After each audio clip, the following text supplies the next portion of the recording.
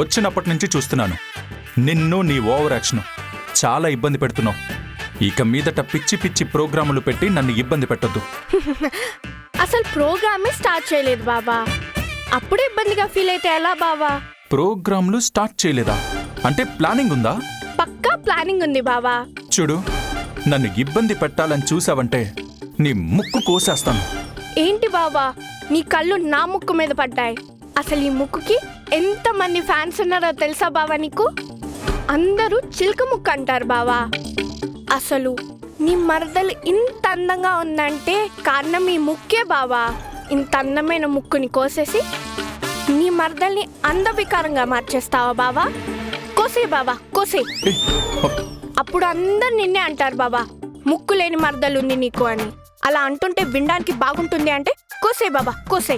వద్దులే, ముక్కు కోసేస్తే బాగుండదు. నేను నీ ముక్కు కోయను. నువ్వు ప్రోగ్రాంలేమి పెట్టుకో, ఓకేనా? ఓకే బాబా, రేపటి నుండి ఏ ప్రోగ్రాం పెట్టాను, కానీ ఈ రోజు మాత్రం నిన్ను వదిలిపెట్టాను.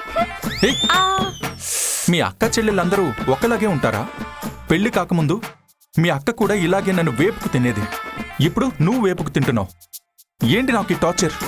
అక్క చెల్లెలందరూ కాదు బాబా, మర్దళ్ళందరూ ఇంచుమించు ఒకేలానే ఉంటారు. ఇలానే ఉంటారు బాబా. మర్దళ్ళు చేసే అల్లరిని అల్లరిగా మాత్రమే చూస్తే మాతో పాటు మీరు కూడా ఎంజాయ్ చేస్తారు బాబా. కాదని టార్చర్లా ఫీల్ అయితే టార్చర్గానే ఫీల్ అవుతారు. ఫీల్ ఫ్రీ బాబా. సీరియస్గా చెప్తున్నాను, నన్ను ఇబ్బంది పెట్టాలని చూస్తే నిజంగానే నీ చుట్టూను కత్తిరిస్తాను. నేనే హెయిర్ స్టైల్ మార్దామనుకుంటున్నా బాబా. నువ్వే మంచి పార్లర్కి తీసుకెళ్లి కట్ చేయొచ్చు. పద బావా, దా పార్లర్కి వెళ్దాం, పద. కొంచెం కూడా గ్యాప్ ఇవ్వవా ఆ నోటికి? నేను మాట్లాడే ప్రతి మాటకి కౌంటర్ రెడీగా ఉంటుంది. నోరుంది అందుకే కదా బావా. దేని పని అది చేస్తేనే ఆరోగ్యం బాగుంటుంది బావా. ఎక్కడ నేర్చుకునేవి మాటలన్నీ? మా ఊళ్ళో ట్యూషన్ చెప్తారులే బావా. ట్యూషనా? లేకపోతే ఏంటి బావా, మాటలకి ఎవరైనా ట్యూషన్ చెప్తారా? పుట్టుకతోనే వస్తాయి బావా. అయినా మాటల్లోనే గెలవలేకపోతున్నావు, ఇంకా నేను పెట్టే పోటీలో ఎలా గెలుస్తావు బావా? మళ్ళీ పోటీలు గీటీలు అనుకు, నా వల్ల కాదు. ఆల్రెడీ ప్లాన్ చేసిన ప్రోగ్రాంలు మధ్యలో వదిలేయడం నా వల్ల కూడా కాదు బావా. సరే, ఒక పని చేద్దాం. నేను నీ ముక్కు కొయ్యను, నీ హెయిర్ కత్తిరించను, అసలు నీ జోలికే రాను. నువ్వు కూడా ఈ పోటీల జోలికి వెళ్ళకు, సరేనా? ఏంటి బావా, ఇందాక జుట్టు పట్టుకున్నావు, అందితే జుట్టు, అందపోతే కాళ్ళ బేరానికి వస్తున్నావా? ఏయ్, ఈ ఓవర్ యాక్షనే వద్దు అనేది. ఎందుకు బావా? నాకు నీ మీద ఉన్న ప్రేమని ఓవర్ యాక్షన్ అని ఎందుకు అంటున్నావు? దీన్ని ఎవరైనా ఓవర్ యాక్షన్ అనే అంటారు, ప్రేమ అనరు. ప్రేమ ఉంటే నేను చెప్పినట్టు వినాలి కానీ నీ ఇష్టం వచ్చినట్టు చేయడం కాదు. అలా చేయకుండా ఎలా ఉంటాం బావా? అసలే ఒక్కగానొక్క బావవి, నీకున్న ఒక్కగానొక్క మరదల్ని. జీవితంలో ఒక్కసారి పెళ్ళవుతుంది బావా. పెళ్లిలో జరగాల్సిన ముచ్చట్లన్నీ కూడా ఒకేసారి కదా బావా జరుగుతాయి. పెళ్లిలో ఎలాగో చేయలేకపోయాం, ఇప్పుడు చేస్తున్నాం. కాదనుకు బావా. నువ్విలా మొండిగా ప్రవర్తించావంటే నేను వెళ్ళిపోతాను చెప్తున్నా. సరే బావా, నువ్వు చెప్పినట్టే చేస్తాను. కాకపోతే నేను విసిరే సవాల్ని నువ్వు గెలిస్తే నువ్వు చెప్పినట్టే వింటాను. మళ్ళీ ఈ మెలికేంటి? చిన్న సవాలే బావా. సరే, ఏంటో చెప్పు. ఎలాగో భోజనం టైం అయింది కాబట్టి నీకు వడ్డించిన విస్తల్లో ఉన్న అన్ని ఐటమ్స్ కంప్లీట్గా తినేయాలి. అంటే ఏంటి? నేను తినే కొద్దీ నువ్వు వడ్డిస్తా ఉంటావా? లేదు బావా, అన్నీ ఒకేసారి వడ్డిస్తాను. వడ్డించిన విస్తల్లో ఒక్క ఐటమ్ కూడా వదిలిపెట్టకుండా తినాలి. నీ కటౌట్కి ఇది కూడా స్వీకరించలేవా బావా? సరే, నీ సవాల్ని స్వీకరిస్తున్నాను. నువ్వు వడ్డించిన విస్తరిలో ఒక్క ఐటమ్ కూడా వదిలిపెట్టకుండా తింటాను. ఆ తర్వాత ఈ పిచ్చి పిచ్చి ప్రోగ్రాంలు పెట్టకూడదు, ఓకేనా? ఓకే బావా, డన్. నీ కూతురు చేసే అల్లరి చూసి పోయిన దగ్గర ఎలా బతుకుతుందో ఏమో అనే భయం ఉండేది రామచంద్రయ్య. కాని ఇప్పుడు నీ కూతుర్ని చూస్తుంటే తనసలు మధునేనా అనిపించేంతలా మారిపోయింది. చాలా మారిపోయింది. ఎక్కడ నెగ్గాలో కాదు, ఎక్కడ తగ్గాలో రామచంద్ర గారి కూతురికి బాగా తెలుసు. అది నా మనవరాలంటే అంతా నా పోలికలే దానికి. రామచంద్రయ్య గారు, మొత్తానికి బంగారం లాంటి అల్లుడు దొరికాడు మీకు. నా కూతురు బంగారం కాబట్టే ఆ దేవుడు బంగారం లాంటి అల్లుణ్ణి నా కూతురుతో ముడివేశాడు.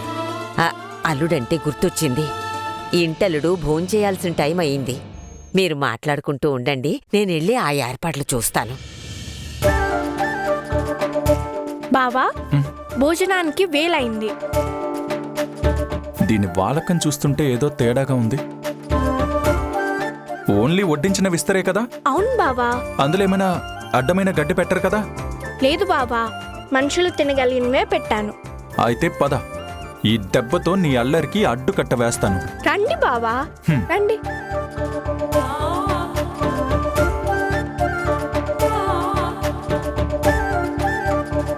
ఊరంతా ఇక్కడే ఉన్నారు. ఇక్కడేమైనా సర్కస్ జరుగుతుందా? కొత్త పెళ్లి కొడుకు వచ్చాడు.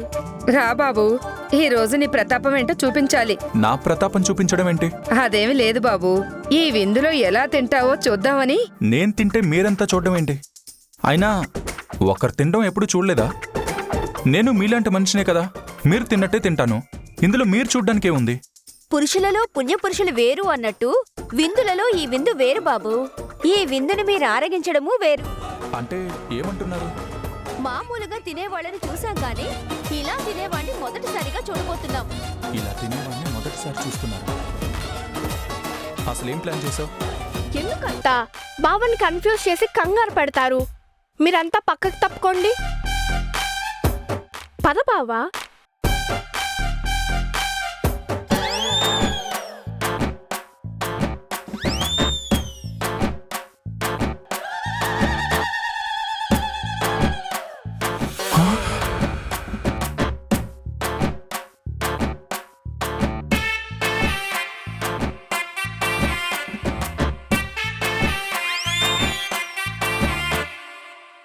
నోరు తెరిస్తే ఆకులో ఉన్న ఐటమ్స్ అన్ని ఖాళీ అయిపోవడానికి మీరేమన్నా మాయాబజార్ సినిమాలో ఘటోత్కచుడు అనుకుంటున్నారా? అలా ఏం జరగదు. ముందు నోరు మేయండి, ఈగలు పైన పోతాయి. కూర్చొని తినండి. కూర్చుని తినడం ఏంట్రా? వడ్డించిన విస్తరి అంటే అడుగు విస్తీర్ణం ఉంటుందేమో అనుకున్నాను. ఇదేంట్రా 6 అడుగుల పొడవు ఉంది. అరిటాకులు గిలా కూడా ఉంటాయా? దీంట్లో ఒక కంఫర్ట్ కూడా ఉంది సార్. ఓ, దీంట్లో మళ్ళీ కంఫర్ట్ కూడా ఏడ్చిందా? అవును సార్, ఇంత తిన్నాక ఎలాగూ మనకు లేవడం కుదరదు కదా సార్. అప్పుడు దీన్నే చాపనుకొని పడుకోవడమే.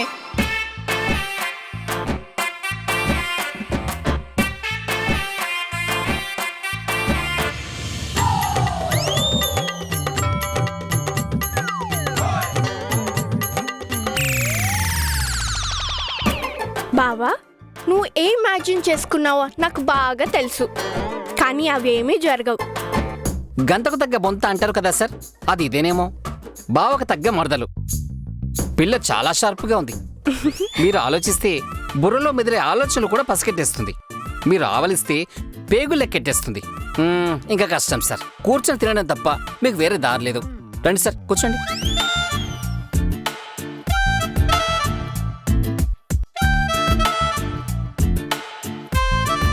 ఏంటి బాబు ఆలోచిస్తున్నావు? కొత్త పెళ్లి కొడుకువి, అందులోనూ 6 అడుగుల ఆజానుబాహుడివి. నీకీ అరిటాకు ఒక లెక్క చెప్పు.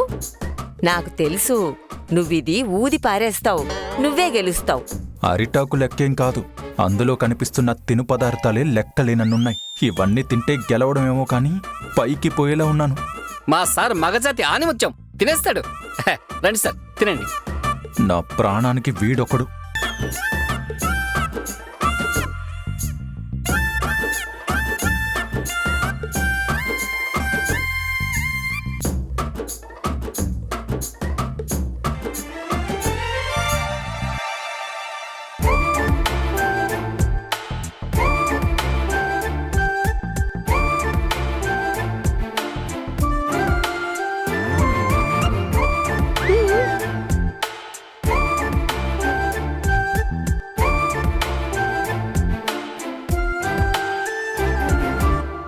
కొత్త పెళ్లి కొడుకా, అత్తింటి వాళ్ళు పెట్టిన విందు గురించి ఎవ్వరూ మాట్లాడుకోకూడదు. ఇంటల్లుడు తిన్న విధానం గురించే మాట్లాడుకోవాలి. అలా తినాలి నువ్వు. వీటన్నిటినీ చూస్తుంటేనే కడుపు ఉబ్బిపోతున్నట్టుంది. ఇంకా తినడం ఎలారా బాబు? అసలు నువ్వు సవాలు విసిరినప్పుడే నేను ఆలోచించుండాల్సిందే. ఒప్పుకుని తప్పు చేశాను. దీనికన్నా ఆ పిచ్చి ప్రోగ్రాంలే బెటర్గా ఉండేవేమో. తినాల్సిన విందుని ముందు పెట్టుకొని నన్ను చూస్తారేంటి బావా? విందులో ఏమైనా తక్కువైందా బావా? ఆ, లేదు. అయితే తినండి బావా, వేడి చల్లారితే బాగుండవు. ఆ, ఆ.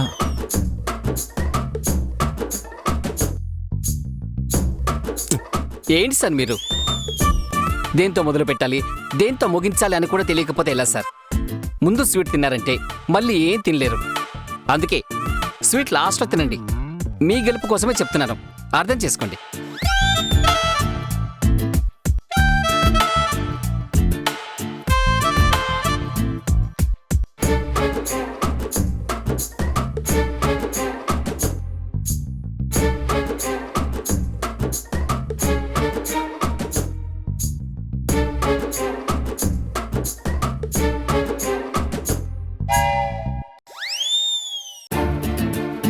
ముందా మునక్కాయ ఫ్రై తిను బాబు.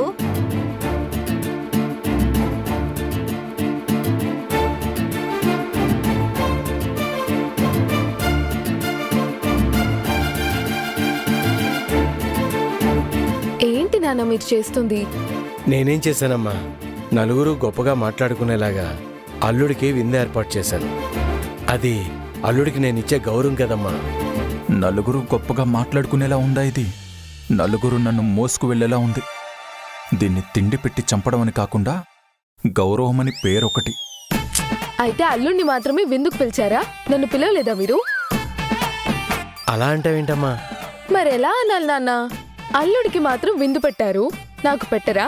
నేను తినొద్దా? నీకు పెడతారులేవే, ముందు ఇంటల్లుణ్ణి తినని. అదేం కుదరదలివేని, నేను ఆయనతో కలిసి తింటాను. అక్క, ఇది చీటింగ్. ఏంటే చీటింగ్? ఇది బావకి మాత్రమే ఏర్పాటు చేసిన విందు, నువ్వు తింటే ఎలా అక్క? మేమిద్దరం వేరువేరైతే మాకు వేరువేరుగా విందు ఏర్పాటు చేయాలి. మేమిద్దరం ఒకటైనప్పుడు విందు కూడా మా ఇద్దరికి ఒకేసారి పెట్టాలి కదా. అదేం కుదరదు. ఎందుకు కుదరదే? అయితే మీ ఆయన్ని ఓడిపోయానని ఒప్పుకోమని చెప్పు. మా ఆయన ఎందుకు ఒప్పుకోవాలి? మా ఆయన ఓడిపోతే కదా ఓడిపోయానని ఒప్పుకోవాలి. ఒక్కరే తింటానని ఒప్పుకొని ఇప్పుడు ఇద్దరు తింటే గెలిచినట్టు ఎలా అవుతుందక్క? ముందు ఓడిపోయారని ఒప్పుకోమను. భార్యాభర్త అంటే చెరిసగం అన్నారు. పందెమైనా పంతమైనా చెరిసగం పంచుకుంటాం. ఆయన సగం తింటారు, నేను సగం తింటాను. అలా ఎలా కుదురుతుంది? పెళ్ళయ్యాక భర్తలో భార్య సగం అవుతుంది, భార్యలో భర్త సగం అవుతారు. అది నీకిప్పుడు అర్థం కాదులే, పెళ్ళాక అర్థం అవుతుంది. మీరు తినండి.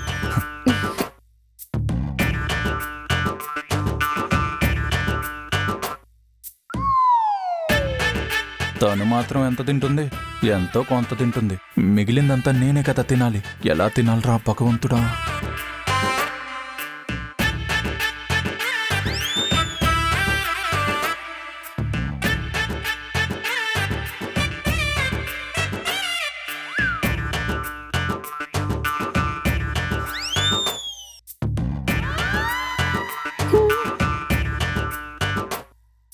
ఏమండి, అది కొంచెం నెట్టండి.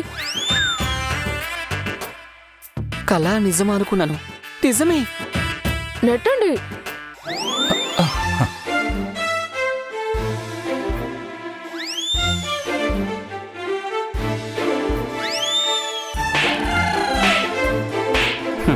మగాళ్ళని పట్టుకుని బట్టలు ఉతుకున్నట్టు ఉతుకుతుంటే ఎలా ఉతుకుతుందో అనుకున్నాను. ఇలా తింటుంటే అలా కొట్టడంలో ఆశ్చర్యమే ఉంది.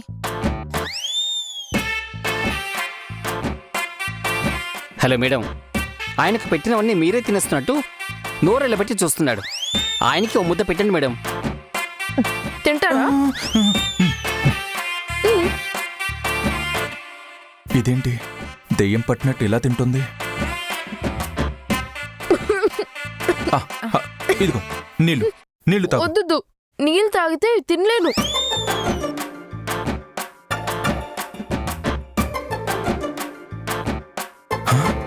ఇంత చిన్న పొట్టలోకి ఇంత పెద్ద విందునెలా పట్టిస్తుంది? బ్యాగ్లో బట్టలు కుక్కినట్టు, షేర్ ఆటోలో పాసింజర్స్ని కుక్కినట్టు అలా ఎలా కుక్కుతుంది?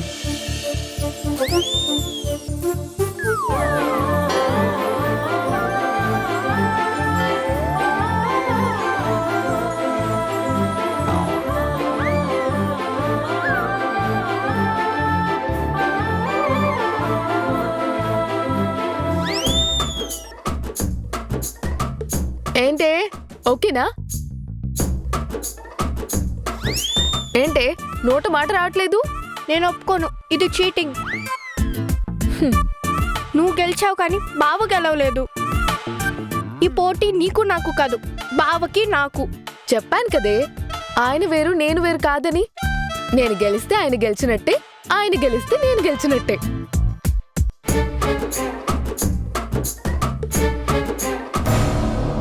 మధుని అల్లుడు గారిని చూస్తుంటే నాకు చాలా సంతోషంగా ఉందండి. నాకు కూడా రమణి. మనం వాళ్ళ ఇంటికి వెళ్ళిన రోజుకి ఇప్పటికీ అల్లుడు గారిలో చాలా మార్పు కనిపిస్తుందండి.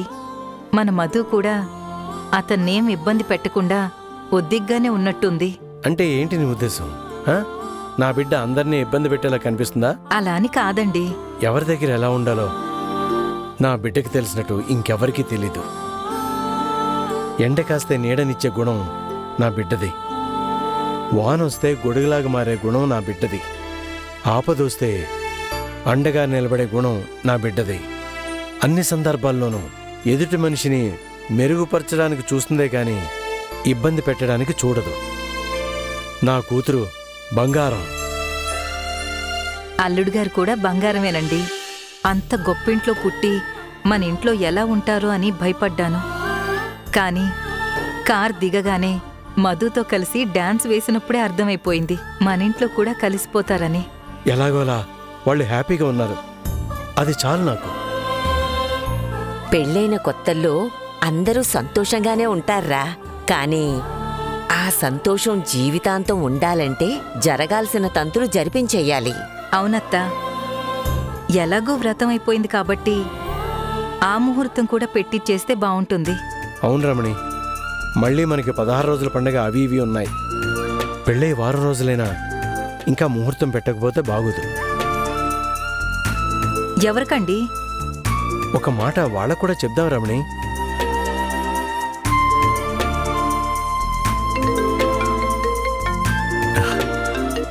ఏంట్రా ఎక్కువ కదిలితే ఇన్షర్ట్ పాడైపోతుందని నాజుగ్గా నడిచేవాడివి. కూతురు అల్లుడు రాగానే ఆ డాన్సులేంట్రా? టీనేజ్ కుర్రాడిలాగా అలరిచ్చిపోయావు. ఏదో ఉత్సవాలు చేసినట్టు చేసావేంట్రా?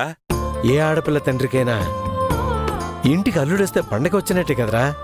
కానీరా, అల్లుడు నువ్వు ఒక్కటైపోయినట్టున్నారు. అవును మరి, నా అల్లుడు పెళ్ళయ్యే వరకేరా నీ కొడుకు. ఇప్పుడు నా అల్లుడు. ఇదంతా వదిలే గాని రే, నీతో ఒక విషయం మాట్లాడదాను ఫోన్ చేశాను రా. చెల్లాయి ఉంటే పిలవరా. పక్కనే ఉందిరా. అయితే స్పీకర్ ఆన్ చేయి. దేవకి, మీ అన్నయ్య నీతో మాట్లాడాలంట. మా చెల్లైతో మాత్రమే కాదురా, నీతో కూడా మాట్లాడాలి. నువ్వు ఉండు. ఉన్నాను లేరా బాబు. ఇదిగో దేవకి ఉంది, మాట్లాడు. బాగున్నారా అన్నయ్య? మీ దయ వల్ల బాగున్నావమ్మా. నువ్వెలా ఉన్నావమ్మా? మేం కూడా బాగున్నాం అన్నయ్య. ఫ్రీగా ఉండుంటే మీరు కూడా రావాల్సిందమ్మా. మా సంతోషం ఇంకొంచెం రెట్టింపయ్యేది. ఇప్పటికే భరించలేనంత సంతోషంగా ఉన్నట్టున్నారు కదన్నయ్య. మళ్ళీ మేమొచ్చుంటే తట్టుకుని ఉండేవారు కాదేమో. మేం రాకపోవడమే మంచిదైంది. ఏదైతే ఏంటి చెల్లమ్మా, మేము సూపర్ హ్యాపీ. అల్లుడి గారు కూతురు కూడా చాలా సంతోషంగా ఉన్నారు. అందరి దిష్టి తగులుతుంది, దిష్టి కూడా తీయాలి వాళ్ళకి. మీ మాటలు వింటుంటేనే వాళ్ళు ఎంత సంతోషంగా ఉన్నారో అర్థమవుతుందన్నయ్య. మా అక్క కావాల్సింది కూడా అదే. వాళ్ళెక్కడున్నా సంతోషంగా ఉండాలి. ఉంటారమ్మా. రేయ్, నువ్వు మాట్లాడాలనుకుంది ఇదేనారా? అక్కడికే వస్తున్నాను రా చెల్లెమ్మా. వాళ్ళకి పెళ్ళయ్యాక జరిపించాల్సిన తంతులన్నీ జరిపించేస్తే ఇంకా సంతోషంగా ఉంటారు కదా అని అనిపించింది. దాందే ఉందన్నయ్య, వ్రతం ఇక్కడ జరిపించేశాం. ఇప్పుడు మీరు తీసుకెళ్లి విందిస్తున్నారు. అంతా చేస్తున్నాం కదన్నయ్య. ఇది కాదు చెల్లెమ్మా, వాళ్ళకి పెళ్ళయి వారం రోజులు కావస్తున్నా ఇంకా తొలిరై ముహూర్తం పెట్టించకపోతే ఏం బాగుంటుంది?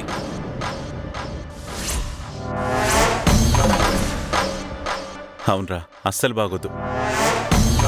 అందుకే ఆ ముహూర్తం పెట్టించాలని మాట్లాడుకుంటుంటే మీకో మాట చెప్పాలి కదా అని ఫోన్ చేశాను రా.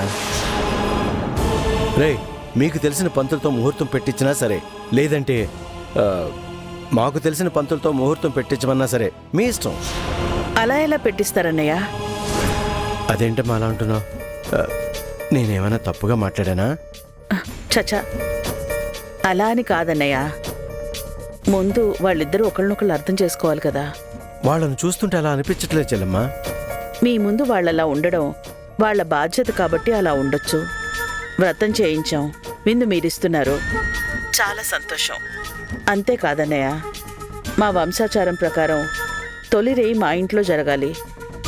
ఇప్పుడు మీరు అక్కడ ఏర్పాటు చేస్తే బాగోదు కదన్నయ్య. హ, ఈ మాట అన్నావు బాగుంది. కార్యం ఇక్కడ జరిగినా అక్కడ జరిగినా ముహూర్తం ఒకటే కదా చెల్లెమ్మా. ఆ ముహూర్తం మీద ఇక్కడ పెట్టించమంటారా? తొందరపడకండి అన్నయ్య.